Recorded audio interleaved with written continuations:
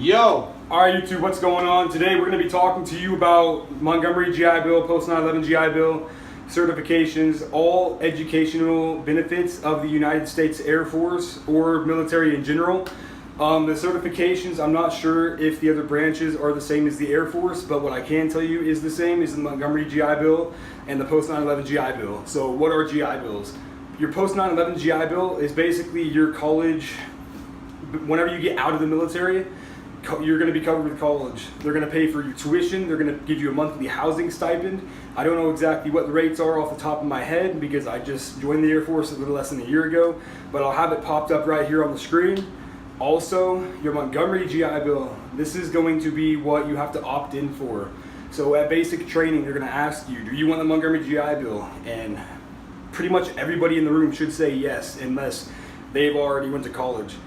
And what the Montgomery GI Bill covers is you're going to be paying $100 a month for 12 months in return of $64,000 worth of college that you can take, but I'm pretty sure you have to go to college part-time, and you're going to be allowed to use a maximum of around $777 per month on college.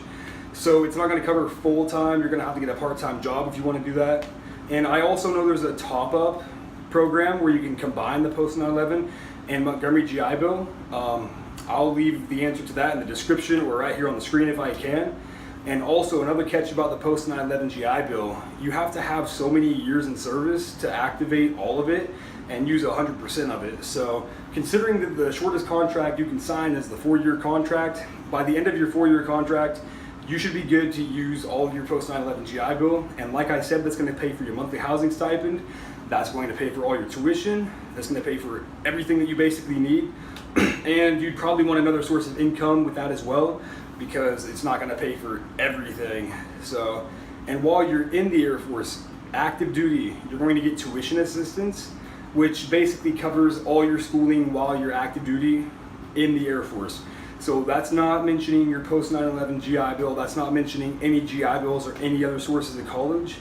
You're going to be covered while you're active duty. But the tricky thing is working around your active duty scheduling to maintain all your GPA and all your classes and everything like that. So as long as you're doing good though, you can get your community college of the Air Force degree, which every Air Force base has a community college. It's just on base, just go to the education office and that's where you can basically opt in. But the thing with your community college of the Air Force degree is you're not going to be allowed to start taking those classes unless your supervisor okays it. And for them to okay it, you have to be done with CDCs, most cases, and then you can start working towards that degree while you are active duty. Now, I'm going to let Appenzeller tell you about the certifications and how they work for the Air Force.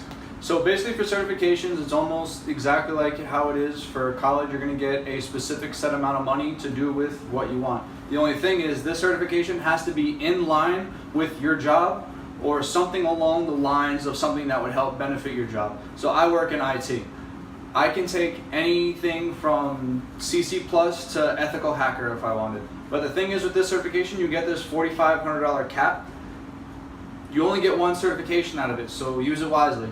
Use, if you can, the most expensive one you can, or the one you feel it's going to benefit you the most with it. And basically it's just going to give you that money for how much ever it is, and you can just take the test to get that certification. Now let's say if it's under like a set amount, you can take it multiple times, then you can still use that money if you fail that certification test to take it again. But you're only allowed the one certification. And as far as testing for it or preparing for it, study on your own. Because through my job that I have now, I had to get the Security Plus certification, and I didn't take any courses on it and just studied this stuff by myself and still got it. So that being said, I'm sure that applies to all other certifications. Just study it and you'll get it. All right, so I want to hit on the certifications that I have for being ammo. There's a place for us to look at it on the portal. If you're not in the Air Force, you probably don't know what I mean by that. But we, as an ammo troop, munitions, we qualify to get our barber certification. We qualify to get our warehousing certification. Pretty much anything ammo related, we qualify to get. So if you want to be a barber in your ammo, you came to the right place.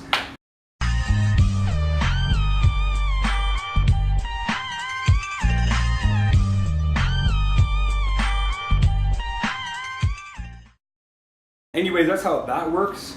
And also with certifications, like let's say you want to be a personal trainer, you want to get your NASM certification, but if your job doesn't relate to anything medical or anything health like that, they're not going to let you get that certification. So to each his own. Whatever your job is, good luck, and hopefully you can get the certification you want.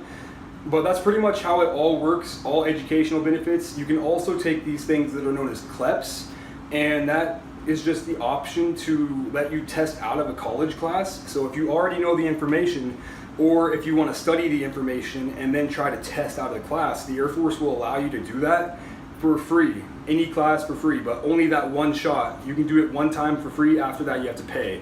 And that's going to count towards your degrees, and that's going to count towards your college credit hours. And the last thing I want to hit on is commissioning programs. Let's say you're active duty and you want to commission into a ROTC program. The Air Force will give you a scholarship if you meet the GPA and you have enough college credit hours, and they will separate you from active duty, send you to whatever college you want to go to, and you will get your degree, come back in as a second lieutenant. Also, you could go to the Air Force Academy, apply for the prep school, or just go straight into the academy, depending on your high school GPA, how you ranked in the class, if you're between 18 and 23, everything like that. So if you guys have any questions at all, leave a comment down in the comment section below. If you like the content, please leave a like on the video. If I didn't explain anything thoroughly, let me know. I'm going to leave links to any websites that I find with anything about post 9/11, Montgomery, tuition assistance. Everything that I can find is going to be in the description box. If you guys have any more questions, just feel free to message me on Snapchat, Instagram, whatever you can find me on. So you guys take it easy. Appenzeller, do you have any last words? Deuces!